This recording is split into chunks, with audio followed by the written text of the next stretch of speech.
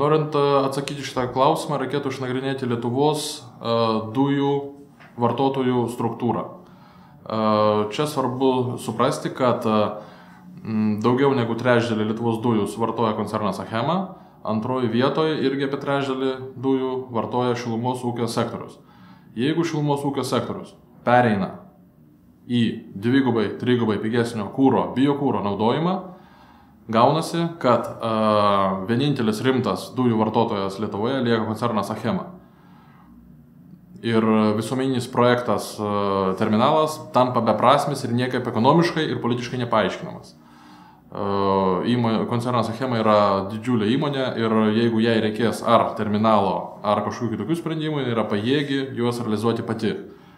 O valstybinio projekto suskystintų dujų terminalo autoriai nesugebės paaiškinti, kam jie jį statė, jeigu šilumos sektorius išsivaduos nuo dujų vartojimo.